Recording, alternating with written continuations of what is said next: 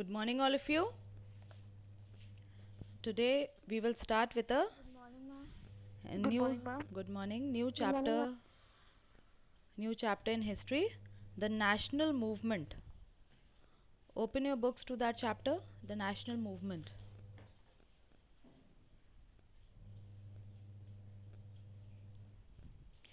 Now, if you remember, when we were doing the rebellion of 1857, we saw that all sections of Indian society, they were angry, dissatisfied, discontented with the British rule. Uh, because the Britishers, they were very exploitative in their policies towards the Indians, and they treated India just as a colony, not very concerned about the welfare of the people here. And so gradually the awareness came in the Indians that the Britishers, they were having total control over the people as well as the resources, and India will not be for the Indians till the time the Britishers are here. So this growing awareness among the people, it led to the formation of several political organizations after 1850. Now this was done so that the people can get together and present their demands in front of the British government and ask for changes and what they want from the British government. And the prominent political organizations that came into being in the 1870s and 1880s were the Pune Sarjanik Sabha, Madras Mahajan Sabha, and the Bombay Presidency Association, and the Indian National Congress. So these uh, political organizations were formed during this period, and now leaving the Indian National Congress, the others, they were regional, and they were limited to a region and even in their objectives. Now during the 1870s, young leaders in Bombay joined the Pune Sarjanik Sabha, which was founded by Mahadev Govind Ranade. And now many of these associations, they worked in different and specific parts of the country, but now most though some of the time their objectives may be a little varied, but one goal they had in common, and they worked with the sole idea. They all wanted the one thing that every organization wanted, that India should be sovereign. Okay, sovereign. What is the meaning of sovereign? Does anyone here know what is the meaning of sovereign?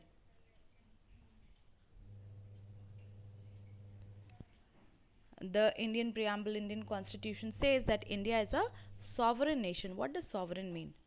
Anyone here? Ma'am, that it doesn't belong to one religion. That is, it does not support one religion. That is secularism. Okay, ma'am. Okay. Ma'am, not controlled by any other country. Right. India is not controlled by any other country or any other nation, or under any other part. They are free to conduct themselves, rule themselves, take decisions for themselves under their boundary in their nation as they wish, and they don't have to ask for anyone's approval or permission for that. So all these political associations, one thing that they had in common was they wanted that India should become a sovereign nation. And then in the 1870s and 1880s, the dissatisfaction that the Indians had with the Britishers, it intensified, it became even more, it grew. And now this was because of few some acts that was passed during this period. And in 1878, the arms act was uh, arms act was passed, and it did not allow the Indians to possess weapons. Means what that means is that even licensed weapons they could not possess. And now this act was passed by Lord Lytton. So though there was a restriction on the Indians on possession of arms, but there was no such restriction on the Britishers. So who were living in India. So obviously the people of India, they did not like it, and their anger against the British, it grew. And the nationalists, those people who were filled with the love of nation, and they wanted India to be for the Indians only, and they wanted the Britishers to go back from here, and wanted India to become a independent nation. And they gradually began to use press.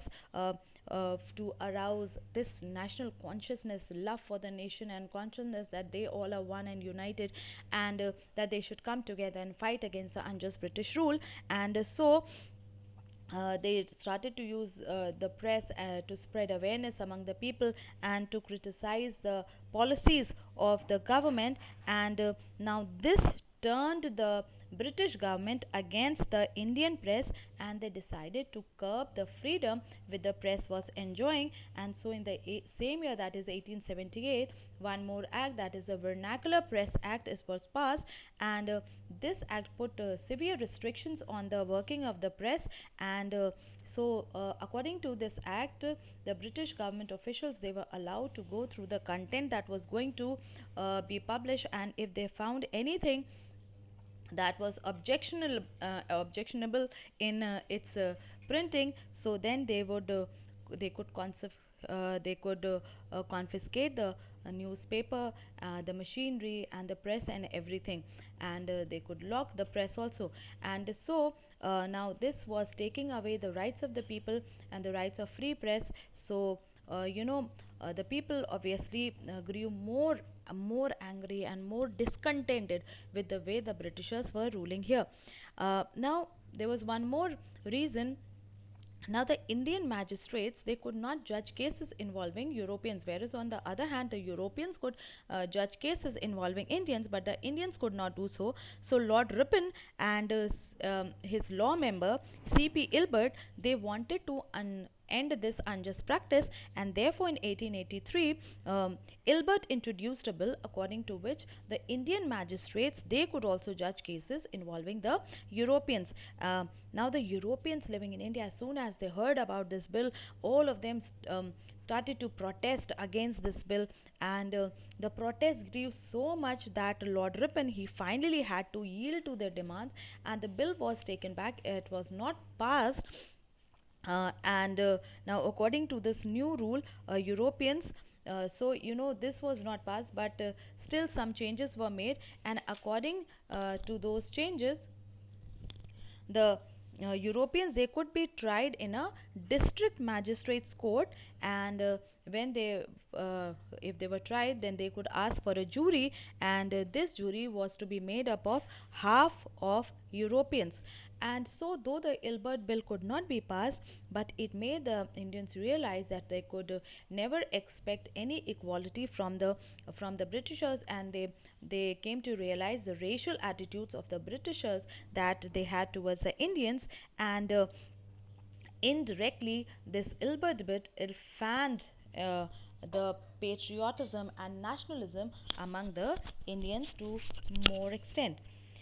And so the people, they felt that now the time was ripe for an all India political organization. Like till this time we had political organizations, but they were in different some of the regions, and they were not all India based. So now the need was felt to have a political organization that was all India based, and so that all the people of the country, they could be united against a common enemy, that is the Britishers, the foreign rule and exploitation by the Britishers.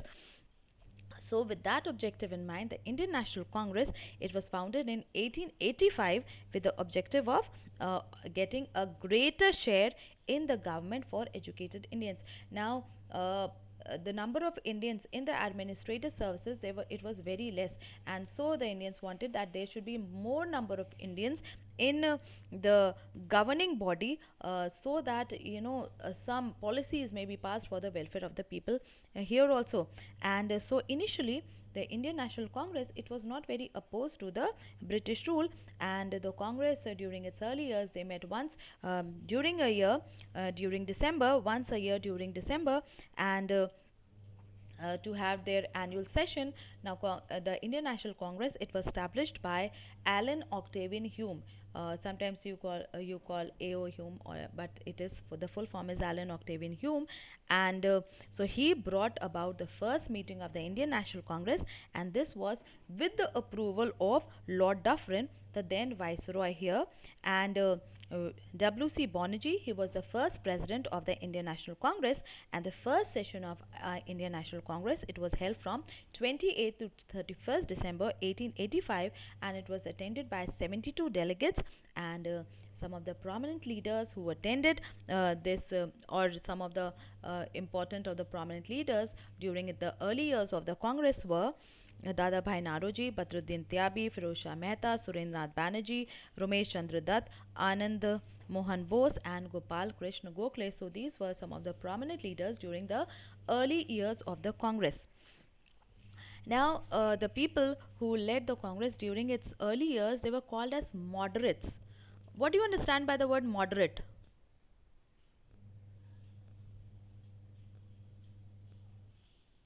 Yes, class 8? Anyone? What do you understand by the word moderate? Medium. Yes, means somewhere in the middle. Um, not very much, not very less, but somewhere in the middle. Now, why they were called moderates? Because they were moderates in their objectives and moderates in their methods. Means what they wanted from the Britishers, it was not like they wanted something very big or like they wanted in the early years of Congress. They did not wanted Swaraj, and so like they simply wanted the Britishers to meet their demands, fulfill their demands, and give them uh, uh, more number of Indians should be there in the legislatures and all that. So that is why they are called as moderates, because they were moderates in their objectives and moderate in their methods to achieve those objectives. So their method was simply by putting up petitions and resolutions and requests to the British government to listen to their demands, and they followed constitutional methods. They did not believe in breaking the law in order to do so. So they believed in constitutional methods and methods of persuasion. They tried to persuade the British government to fulfill their demands. Okay, so these moderates, they were class of elite, means high society, upper belonging to the upper strata of the society, and erudite. Erudite means having great knowledge and great learning. So people of great learning and great knowledge, these were the people who led the Congress during its early years. Now, Dadabhai Naroji, he was the most prominent among these leaders, and like I told you, the moderates, they did not wanted independence from the British rule, and the main objective was to get more number of Indians in the legislative assembly. So they wanted a greater representation of the Indians in the government, and the moderates wanted that more number of Indians should be inducted in the civil services, so that as a result more number of Indians would be in the British government also. So that was one more of their demand. Then the moderates wanted the reduction of expenditure, and then the taxes, including they wanted the taxes and including the salt tax to be removed here. Then they wanted the expenditure to become less, so that more money could be spent on the welfare of the people. Then they demanded the expansion of the more members to be inducted in the legislative councils, and reformation of the legislative councils. Then the British government, as a result, it was forced to pass the Indian Council Act of 1882, and by this act, the number of members who were to be inducted in the legislative councils as well as the provincial councils, it was increased. But the nationalists, they were not satisfied with this act, because though the number of Indians, it was increased, but their power was not increased. So they wanted a larger share for the Indian council, and not only a larger share, but they also wanted more powers, but more powers were not given. So the nationalists, they were not happy with the Councils Act of 1892. Then the early nationalists, or the people of the Congress during the early years, the moderates, they desired Indianization of the higher grades of administrative services, and because uh, the Indians were not employed on the higher posts, and Indians were only there in the lower posts in the British government, whether it was administration, police, and any other service. So what they wanted, that more number of Indians should be there on the higher posts. Why? Because the Europeans, they were paid high salaries, whereas the Indians of the same qualifications, they were paid low salaries. And now because of that, the Indian administration became very costly. Now what the moderates wanted, that there should be more number of Indians, so that the salary that they had to give to the Indians was less as compared to what they gave to the Britishers. So in that way, the expenditure of the government, it will also become less. Then one more thing was the drain of wealth. Now these Europeans who were living here, they were getting their salaries, but a large part of their salary they were sending it home to their families. And so now there was this drain of wealth from India to Britain, and then they were receiving their pensions also in Britain. So the money was not staying in the Indian market, it was going from the Indian market to the British market, and so we were losing wealth here, and there was a drain of wealth from India to Britain. And so they wanted this drain of wealth to stop. Then the nationalists also demanded the separation of judicial from executive powers, and we know where we have seen that why there should be a separation of the judicial from the executive and the legislature, so that there can be free and fair justice. And so they wanted that. And then the moderates also laid a great stress on the spread of primary education among the people here, among the masses here. They also urged for the development of agricultural banks. Now what happened with the peasants in the countryside. Whenever there's a bad harvest or the crops failed, the peasants were not left with any money in their hands, so they had to take money for their needs from the money lenders. And these money lenders, they charge very high rates of interest, and that is why the moderates, they demanded for the setting up of the agricultural bank, so that the peasants can take loans from here.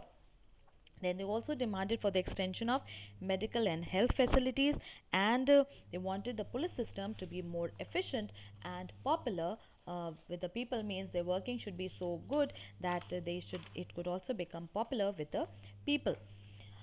Okay, the nationalist leaders, they also spoke in defense of the Indian workers. Now, some of the Indian workers, they were forced to go to South Africa or Malaya or Mauritius in search of work, and here the Indians were had to suffer oppression and racial discrimination.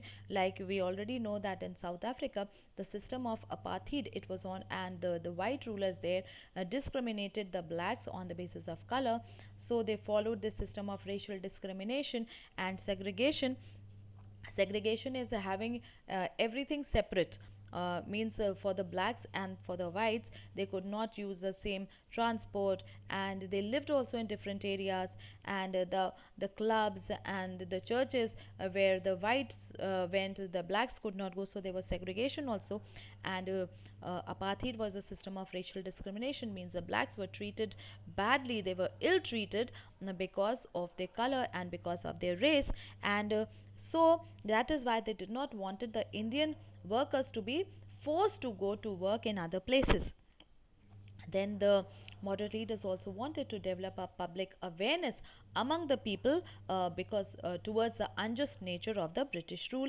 And now from the very beginning, there had been some people who were attracted to some rights like freedom of speech, freedom of expression, freedom of press, and association, so that they can come together, form associations and unions, and have public meetings and all that.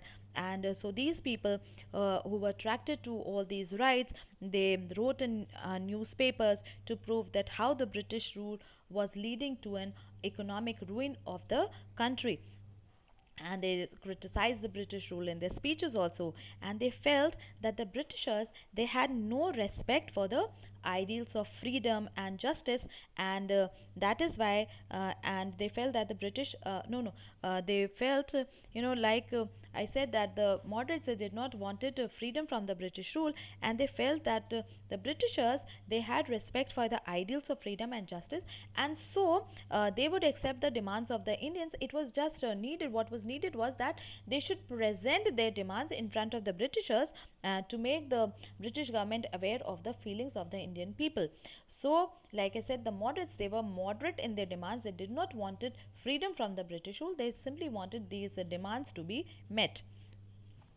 But the Indian Councils Act of 92, it failed to provide any proper role to the Indians in the administrative region, and the moderates, they were not able to achieve much concessions from the government, and so the moderates, you could say, failed in achieving much, and as a result a new leadership arose in the Congress, and so we have new fiery and spirited leaders like Bipin Chandra Bal, Lala Lajpat Rai, and Bal Gangadhar Tilak, and they are famously known as the Lal Bal Pal, and these people, so they were known as radicals.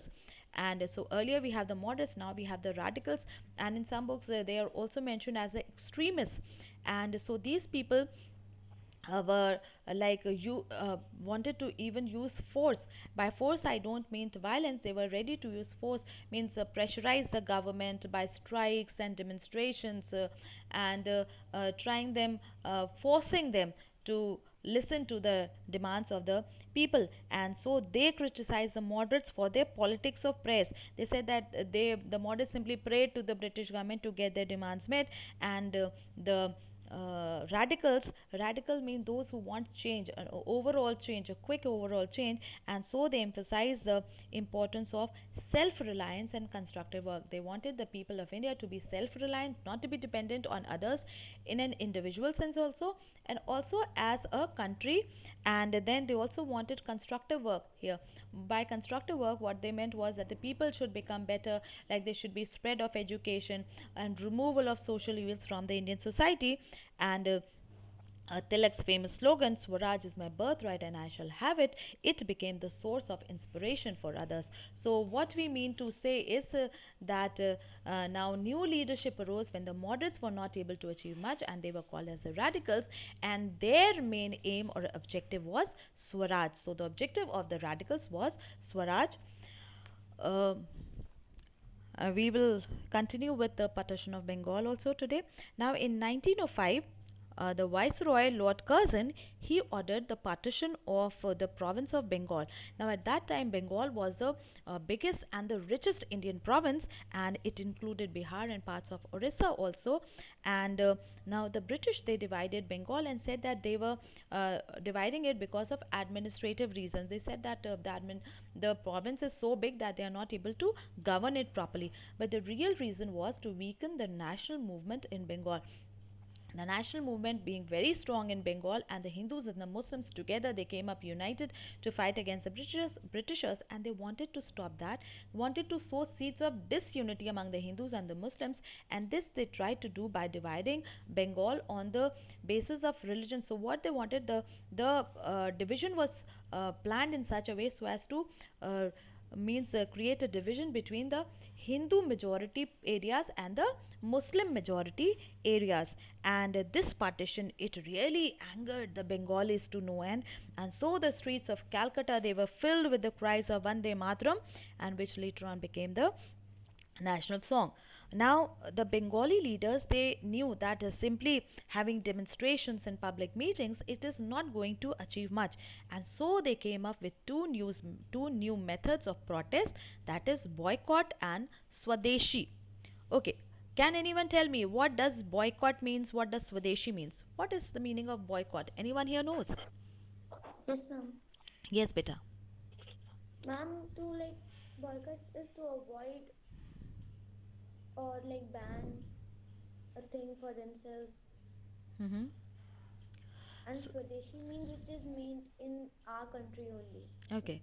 So, yes, anyone else? Ma'am, boycott means to not use and say no to the British goods, whereas Swadeshi means to use the goods made in India only. Okay, so by boycott means not using, boycotting everything, not using anything made in Britain. So this movement used these two new methods of protest by not using anything British, and then if you are not using, like for example, if you don't use British cloth, British textiles, but then you need to use cloth, you need to have it, and then that is where Swadeshi comes. Swadeshi means of one's own country. So you don't use things British, but you use things which are made in your own country. and in many places there was a public burning of british cloth, and so huge bonfires were there in many parts of the country, and where they burned the british cloth, and then picketing of with the shops which were selling foreign cloth or liquor, they were picketed. Now picketing means standing in front of the shop which was selling british goods and not allowing them to sell their wares, so that was picketing. So picketing was done, and in deltaic region of andhra pradesh, this movement was called as the vande matram movement, because of the song Vande Matram and the cries of Vande Matram which filled Bengal. So that is why from here it spread to other parts of the country, and that is why this movement in Andhra, it was called as a Vande Matram movement. Now the Swadeshi movement, it opposed the British rule, and so it was, it started with the boycotting things which were made in British, but then it was like boycotting everything British. So they opposed the British rule also and encouraged the idea of Swadeshi, self-help, national education, and the use of Indian languages. So it was not only British goods, but then it was boycotting British education, English education, and using national education and Indian languages for the purpose of education in India. Then the opening decade of 20th century. What is a decade? Ma'am, 10 years. Okay, so a period of 10 years. So the opening decade of the 20th century, it saw some major developments. First was the formation of the All India Muslim League in 1906 by Aga Khan, the Nawab of Dhaka, and Nawab Mohsin ul Mulk. Now this Muslim League, it supported the partition of Bengal. Now what happened? Why they supported? Because they supported the partition of Bengal, and they appealed to Viceroy Lord Minto for a separate Muslim electorate. Now they wanted the Britishers to provide them separate electorates in which Muslim voters would elect Muslim only.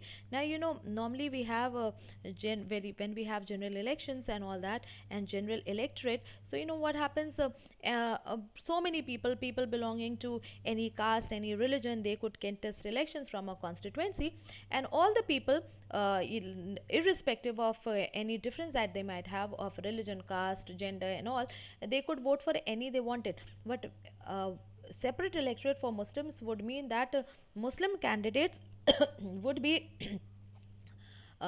they would contest elections from the Muslim dominated areas, and there the Muslims could only elect Muslims. They could not elect people belonging to any other religion. So what that meant, that they could have more number of Muslims in the legislative councils, and they supported the partition of Bengal because they wanted some of their demands to be met by the British government. Now meanwhile, the differences between the moderates and the radicals, they widened. Like I told you, the radicals and the moderates, they were very different in their objectives and methods, and so the differences between them, between their working and the objectives, it created a wide gap, and so this widened also. And so in December it reached so much that at the Surat session of the Congress, there was a major split in the Congress, and the moderates and the radicals, they split. And the Britishers, they tried to please the Muslims by passing the Indian Councils Act of 1909, which are also famously called as the Morley Minto reforms. And according to the Morley Minto reforms, they provided for the separate electorates for the Muslims. Now, after the split, the Congress came to be dominated by the moderate leaders once again, and the radicals, they decided that they will work from outside. But soon the moderates realized that this Morley Minto Act, it did not provide proper representation of the Indian through the legislative councils, and so the two groups, that is the radicals and the moderates, they reunited in December 1915. And next year at the Lucknow session of the Congress, in 1916, the moderates and the radicals, they put up a united front. And since 1907, the Surat session, this was the first session where the Congress, they put up a united front. Then at Lucknow, the Congress and the Muslim League also, they decided to let go of their old differences, and they presented their common demands before the British government. And so the Congress and the Muslim League, they signed the Congress League Pact at Lucknow in 1916. Okay, so any questions? Have you all understood what Yes, we? ma'am. Yes, anyone here? Any problem?